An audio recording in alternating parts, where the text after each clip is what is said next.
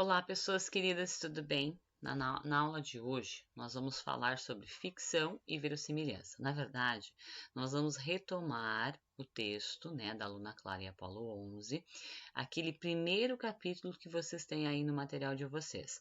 Nesse primeiro capítulo, o assunto faz referência justamente a todas as narrativas ficcionais e aquilo que dentro delas, nós chamamos de verossimilhança e que pode ser, classificada de duas formas.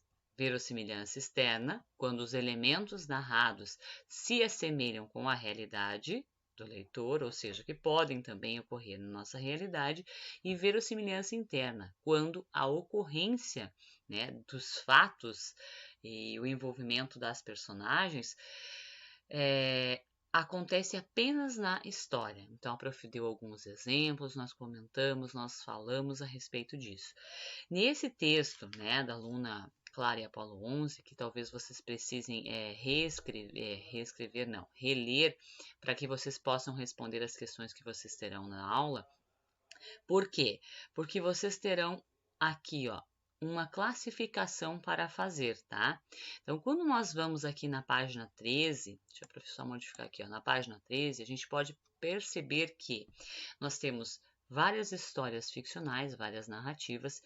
Cada narrativa tem os seus elementos extraordinários, muitas vezes elas apresentam isso, certo?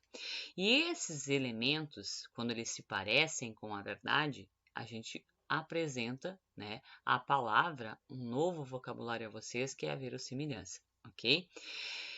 Toda história, em obras ficcionais pode haver verossimilhança interna, mesmo quando a história narrada possui elementos extraordinários, ausência de verossimilhança externa.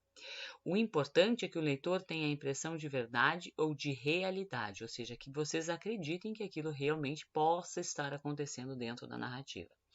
Quando, por exemplo, assistimos ao filme Superman, não nos perguntamos se os superpoderes de Clark são verdadeiros ou falsos, possíveis ou impossíveis. Nós simplesmente acreditamos. Isso é ter verossimilhança, certo? Mesmo que seja o que a gente chama de verossimilhança interna, só acontece dentro daquela cena, dentro daquela história, ok? E aí nós vamos ter aqui, numa narrativa ficcional, os acontecimentos podem ser classificados como naturais, estranhos, maravilhosos ou alegóricos, certo? Quando que eles são naturais? Quando eles podem acontecer na nossa realidade. Aqui vocês têm um exemplo, onde os amigos ajudam, o Jim a encontrar um tesouro perdido. Mas todos os fatos que se assemelham à realidade são o que a gente chama, ou apresentam acontecimentos naturais.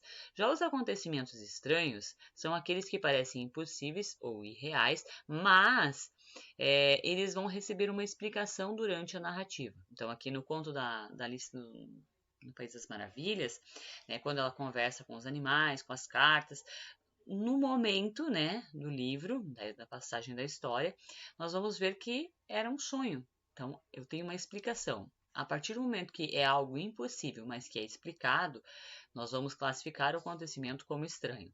Já quando eu tenho algo que é impossível e não é explicado, nós vamos chamar isso de acontecimento maravilhoso, certo? São extraordinários, irreais, ausência de verossimilhança externa, mas aceitos pelo leitor sem necessidade de explicações, ok?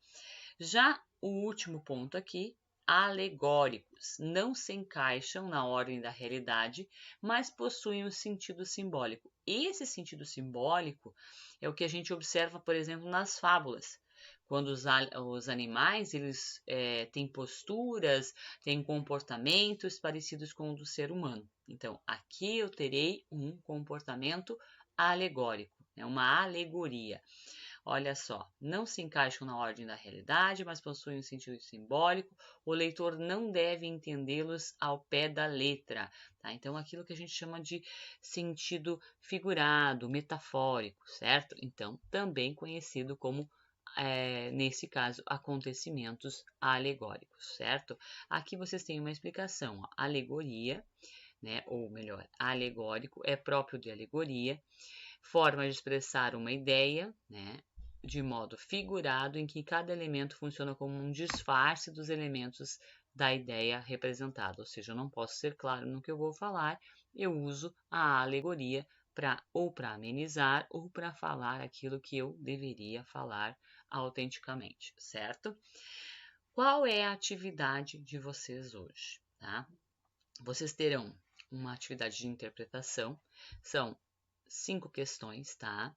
Que estão lá na página 14, tá? Então, essa página 14 aqui tem 5 questões, a questão número 5 ela se subdivide e ela é relacionada com o texto que nós lemos em aula na semana passada, ok?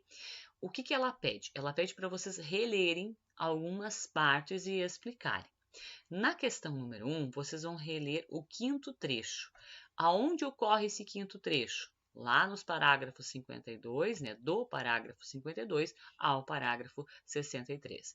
E vocês vão explicar qual o tipo de acontecimento que Luna Clara, acontecimento não, qual é o tipo de conhecimento que Luna Clara tinha de seu pai. Como que ela conhecia? Qual era a visão que a Luna Clara tinha de seu pai? Então, vocês vão reler esse trecho aqui e vão ver tudo que a Luna Clara, né, a personagem principal, conhecia do seu pai. E como que ela conhecia? Quem que contava sobre o seu pai, visto que ela não teve contato com o pai desde que nasceu, mas ela tinha um conhecimento dele. Como que ela tinha esse conhecimento? Então, vocês vão explicar isso para a prof aqui.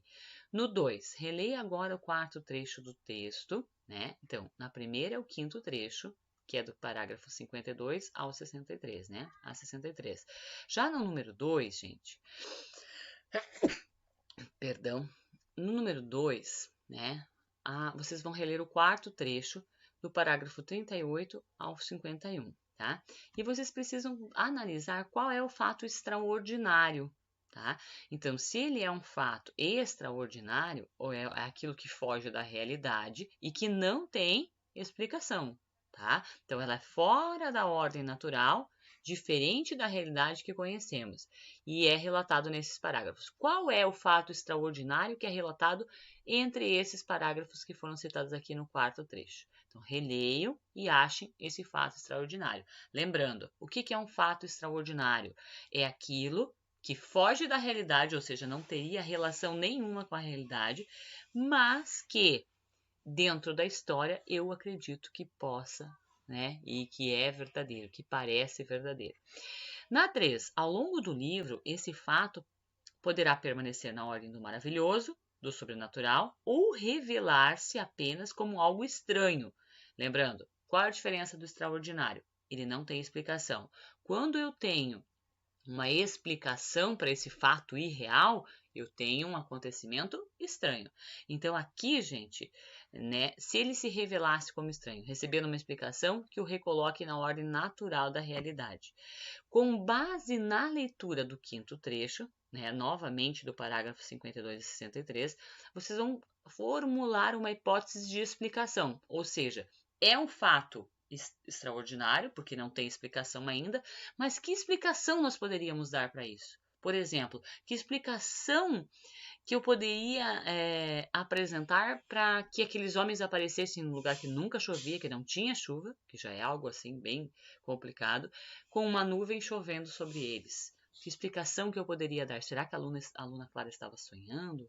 Será que ela estava enlouquecendo? Então aqui vocês vão criar uma hipótese, tá? Essa hipótese, ela é variável, ela é uma resposta pessoal, tá? Lembrando, a hipótese precisa relacionar estes parágrafos aqui do 5º trecho. Na 4ª questão, no parágrafo 85, lemos: por ser uma menina assim, tão reservada, a lua era sua única amiga de verdade. Podemos considerar a amizade e as conversas de Luna Clara com a lua como algo extraordinário, fora da ordem natural da realidade? Para que a gente consiga classificar essa situação da Luna conversar com a lua precisava respondê-la. Será que a lua responde alguma coisa para a Luna Clara ou ela fala com a lua sozinha? Quem aqui já conversou com, né, uma planta, às vezes com um animal que não responde? Vai ser fora da realidade? Será? Então, vocês vão responder de acordo com o conhecimento que vocês têm. E aqui, na questão 5, né, no parágrafo 26, o narrador comenta: e antes que você se pergunte, ora, mas o que é que tem de estranho com dois homens encharcados andando pela rua? É melhor deixar tudo explicado. Porque, no contexto dessa história, o aparecimento dos dois homens molhados de chuva constitui um fato estranho? Porque eu posso me molhar na chuva e isso não ser estranho. Mas por que que lá na história esses dois homens eles podem ser compreendidos como uma situação estranha? Ou o que está acontecendo pode ser compreendido como uma situação estranha? Então, com a opinião de vocês, vocês respondem essa A.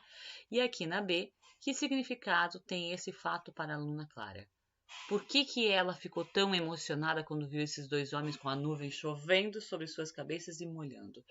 Né? Então, por que que para a aluna Clara isso é algo impressionante, certo? São pouquíssimas perguntas, tá? Vocês podem responder nos comentários particulares para a prof, certo? E se vocês tiverem qualquer dúvida, vocês podem mandar também lá nos comentários particulares que a prof responde. Ó, beijos, fiquem com Deus. Tchau, tchau.